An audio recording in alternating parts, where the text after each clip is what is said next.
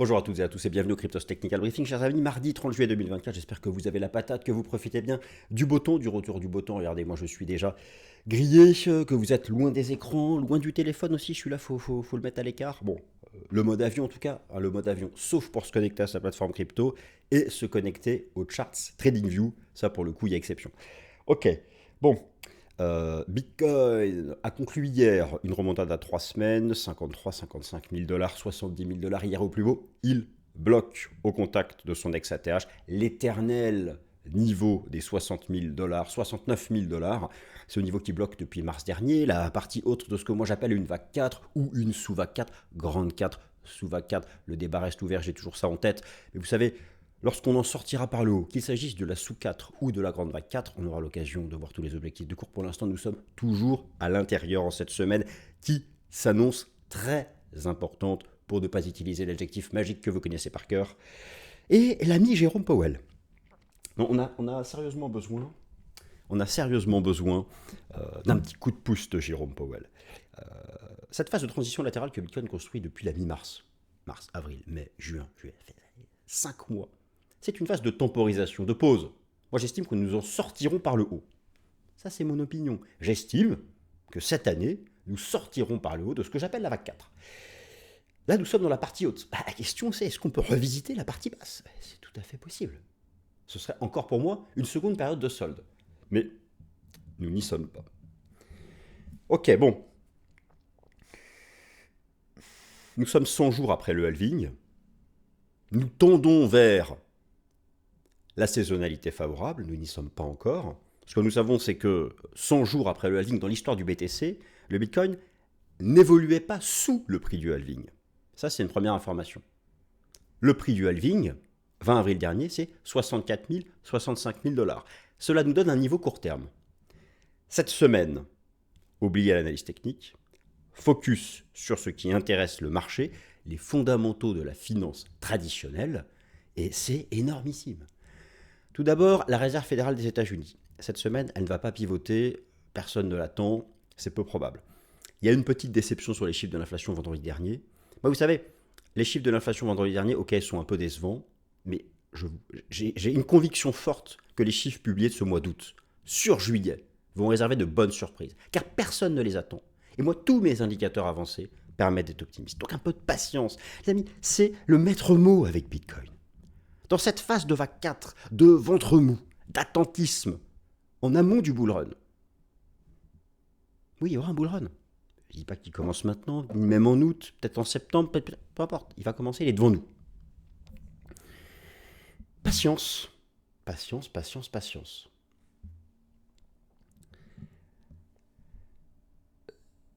Patience, patience. Dans l'immédiat, c'est Jérôme.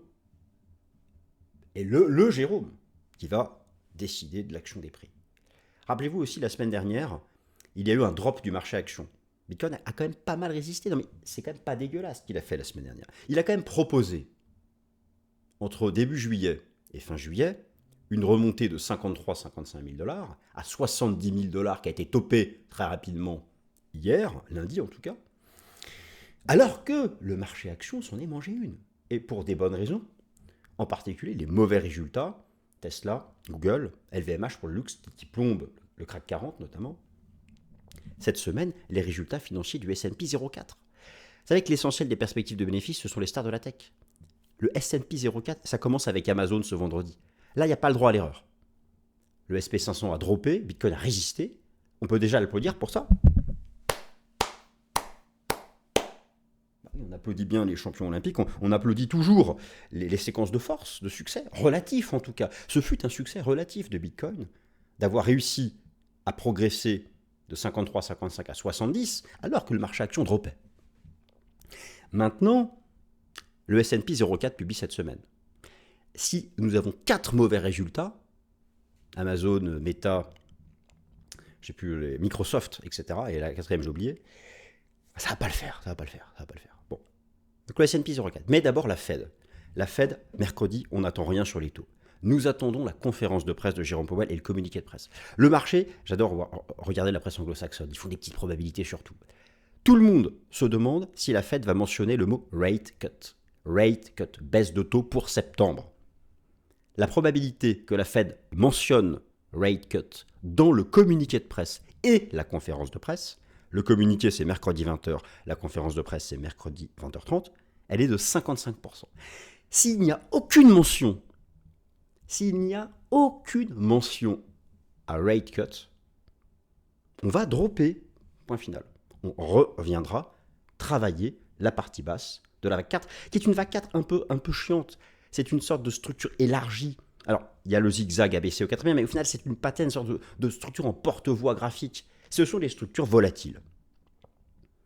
Et il y a de la volatilité lorsqu'on est en partie basse. On l'a vu dans la partie basse des 53, 55, 60. Et il y a de la vol lorsqu'on est dans la partie haute, l'intervalle 69, 72. Et on l'a vu lundi. Ce balayage peut durer peut-être encore un août. Tout ce que je sais, c'est que lorsqu'on en sort par le haut, on ira chercher de nouveaux objectifs aussi théoriques. Et c'est ce que j'attends pour ces prochaines semaines. Et moi, ma conviction, c'est que ça aura lieu cette année. Il n'y aura pas à attendre 2025. Dans les 3 à 4 prochains mois, nous en sortirons par le haut. This is my strong conviction. Allez, c'est parti.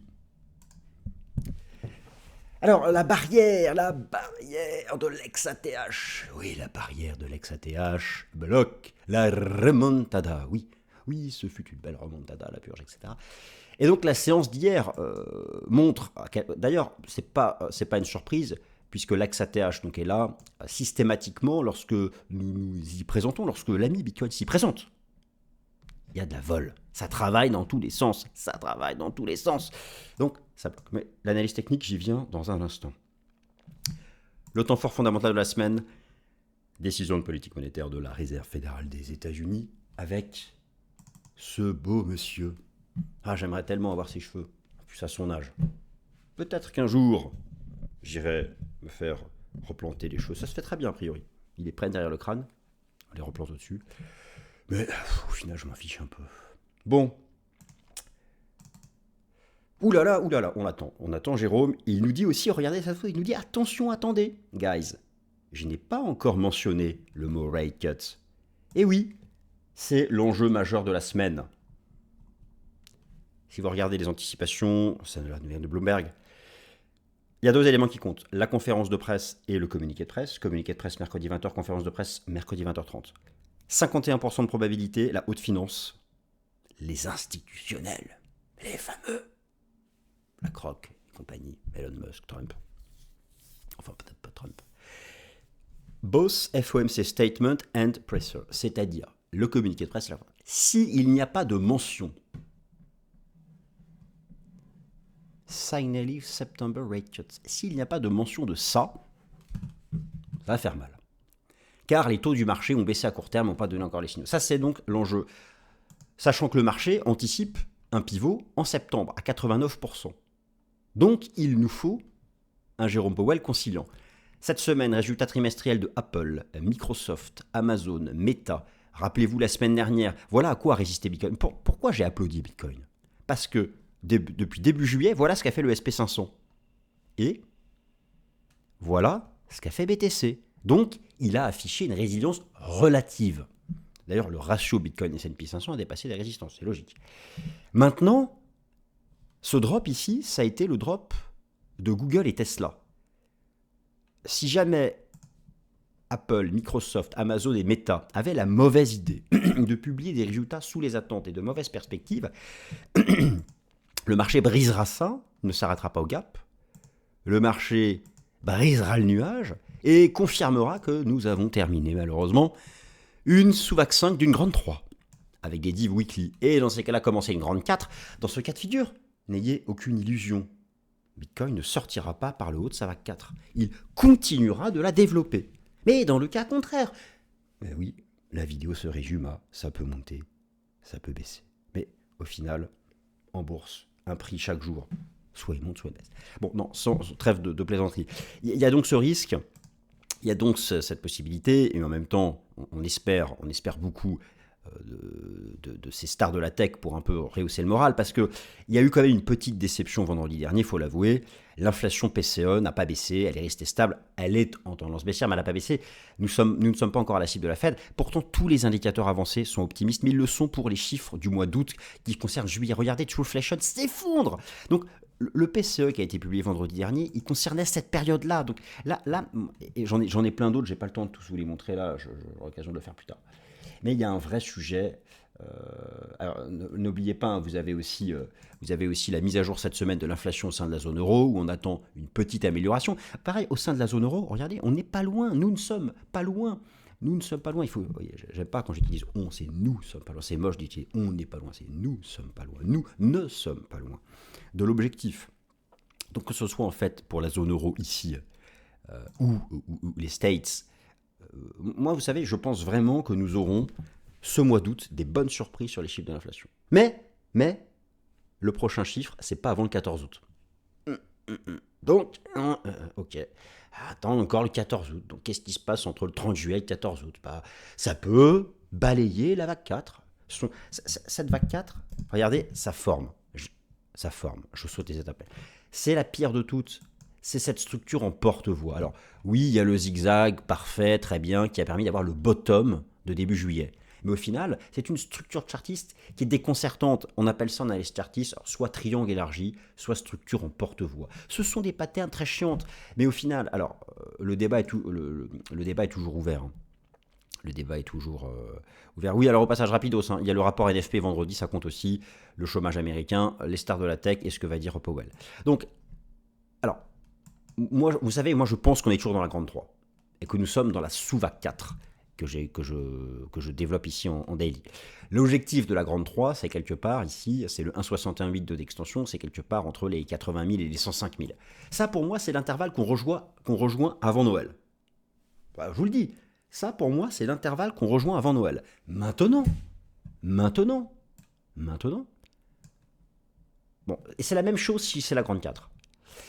Maintenant, nous sommes toujours dans dans la 4. Alors, grande 4 ou sous 4, vous avez compris le débat, je ne veux pas y repasser 30 ans, je le fais à chaque fois, je vais continuer de le faire. Mais là, nous sommes dans la partie haute, nous sommes remontés dans la partie haute. Donc, est-ce qu'on la développe davantage? Est-ce qu'on revient taper la partie haute? Ce que je veux dire, c'est qu'il y a cette possibilité. Il y a l'analyse moyen-long terme qui, moi, permet de viser ça en fin d'année.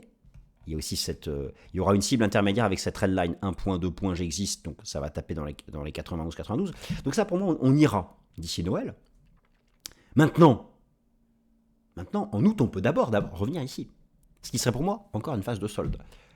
Vous y ajoutez les enseignements de l'ami Ishimoku. Voilà, avec les Ishimokiens se disent que ça peut encore latéraliser jusqu'à taper le nuage. Et donc ça veut dire qu'on revisite 60. Voilà, donc au final, voilà, ça c'est. Donc il y a une incertitude court terme. Mais la vue de fond, moi, vous savez, souvent on me pose la question, Vincent, ça drop, qu'est-ce que ça fait? Les mouvements court terme ne me font pas changer d'avis. Même si Bitcoin fait moins 15 et qu'il va à 60 000 $, je vise toujours un nouvel ATH d'ici la fin de l'année, l'intervalle 80-100, et beaucoup plus en 2025. Même s'il fait moins 15 en août et qu'il va à 60. Voilà, au moins cette réponse, elle est donnée. Comme ça, voilà, comme je sais qu'on posera la question plusieurs fois encore ces prochaines semaines.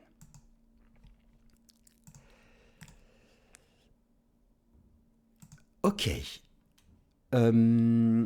Donc patience, toujours enfermé donc, dans cette vague 4. Alors, Ethereum, il n'y a pas de surprise. Rappelez-vous ce qu'a fait Bitcoin lorsqu'il y a eu l'arrivée des ETF Bitcoin Spot. Énormément d'outflow de Grayscale, parce que Grayscale, ils sont super chers. Ils sont très très chers. Bitcoin, à l'époque, avait comblé, ici c'était la validation, le début de cotation des ETF, il y avait un gap position, on l'a comblé. Ethereum, il a fait pareil. Ici, c'est la validation, le début de la cotation, la semaine dernière, et on a comblé le gap. Regardez les ETF Ethereum, il y a des outflows, donc depuis le début, on a des outflows, c'est quand même assez significatif, mais à cause de qui? De Grayscale.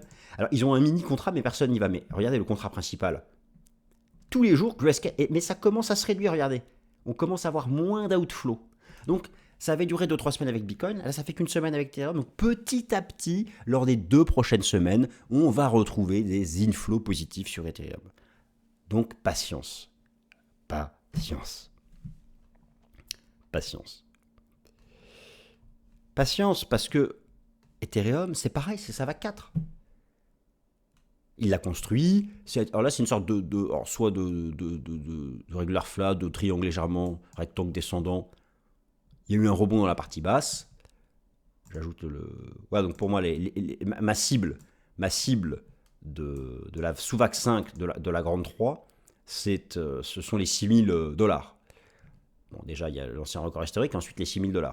Maintenant, cette phase latérale, vous voyez qu'elle peut durer. En chartisme, elle peut encore durer encore quelques mois. On peut faire ça, mais après, on fera ça pour moi. Et en Ishimokien, en Ishimokiste, pareil, on peut, encore un peu. Donc,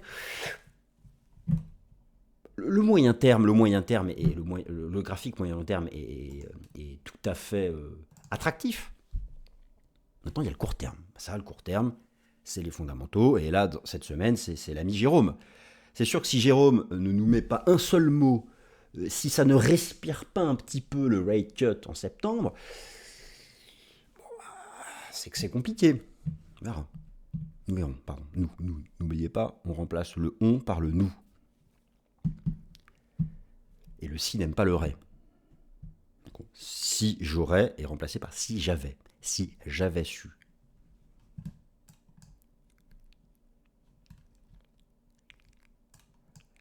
De la même façon, dès que les outflows Ethereum Grayscale sont terminés, allez, sous 2 semaines max, ETH-BTC fera une remontada, mes amis. ETH-BTC, c'est en zone basse, c'est en zone de solde moyen terme. BNB, c'est la même chose, toujours pareil, vague 3, sous vague 4. Pause, rien à dire de plus, il a eu le rebond, on s'accroche à cette petite trendline, on essaye de faire quelque chose. Mais ça va dépendre de Bitcoin. Pareil, on voit bien que c'est une phase latérale, en Ishimoku, on peut peut-être attendre le nuage ou pas. Bon, là, on est rangy autour de SMA 50. D'ailleurs, c'est comme Bitcoin. Alors, oui, Bitcoin à court terme. J'ai oublié d'en parler, mais Bitcoin à court terme. Donc là, on a tapé, on s'est approché, donc on bloque sous l'axe ATH.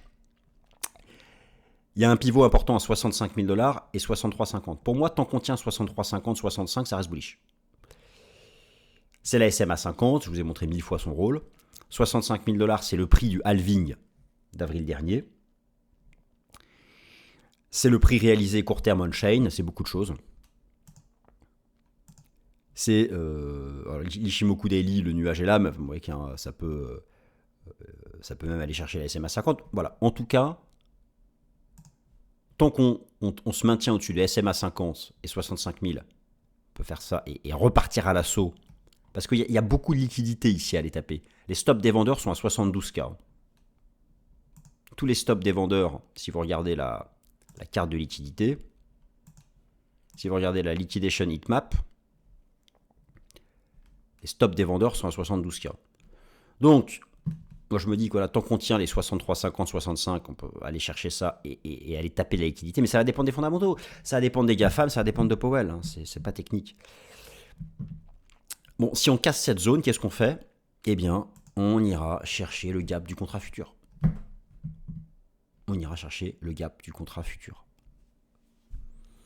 Qui est comme une espèce d'épine dans le pied.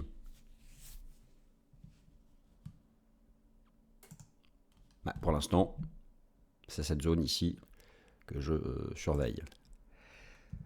Solana. Donc c'est pareil, hein, nous sommes dans une sous-4 d'une grande 3. Une grande 3 qui pour moi se terminera au-delà des $300. Phase de transition latérale. Le nuage est là. Vous voyez, c'est tous les mêmes charts. On a compris que c'est un trading range qui dure depuis 5 mois, qui peut peut-être en durer depuis encore 6 ou 7 avant de repartir. En plus, si ça dure 6 ou 7, ça veut dire qu'on arrive à l'automne, qui est la saisonnale. Il n'y a pas mieux que l'automne pour les cryptos. C'est là où toutes les grosses perfs ont été faites. L'automne, ça commence le 22 septembre, hein, c'est pas si loin. En journalier, c'est haussier tant qu'on est au-dessus des 160. Orca, attention, belle reprise. Orca, c'est pareil, hein, y a toujours la question du timing. On a fait une vague 1, une 2, une 3, une 4. La 4 est valide parce qu'on n'a pas enfoncé le sommet de la 1. Le signal, le support pour acheter, c'était là. C'était ici. D'accord? C'était là. Donc on a quand même une structure qui est bullish, une 2, une 2, une 1, une 3, 4, il manque une 5. La 5 qui est censée dépasser le sommet de la 3, on est d'accord. Mais là, on a fait la sous-vague 1 de la 5. Ce que je veux dire, c'est qu'à court terme, attention, on est au contact de cette résistance et de la SMA 200. Donc, on atteint un objectif. Là, ça peut faire n'importe quoi. Ça peut retracer. Moi, je pense que cette résistance finira par sauter. Mais simplement, à court terme, attention, pas davantage de hausse tant qu'on est couvert par la trendline et la SMA 200. On peut très bien retracer 50, 60%. La 2 retrace beaucoup en général, 61,8. Venir chercher SMA 50 et repartir. Donc, si vous avez profité de ce rebond, ici, serrez les stops, prenez vos gains. Et pour repasser bullish, il faut casser cette résistance. Ou avoir un bon retracement, un 61,8, SMA 50 et re-rentrer par ici. En tout cas, sur la suite du cycle, les prochains mois, je pense qu'on reviendra minimum ici. Maintenant, l'incertitude à court terme, c'est est-ce qu'on break direct ou est-ce que d'abord on retrace pour breaker? Eh bien ça, c'est à vous de voir, chers amis. Voilà, ainsi s'achève le Cryptos Technical Briefing. Donc nous attendons Jérôme Powell et les résultats des GAFAM et le rapport NFP vendredi. Merci à toutes et à tous.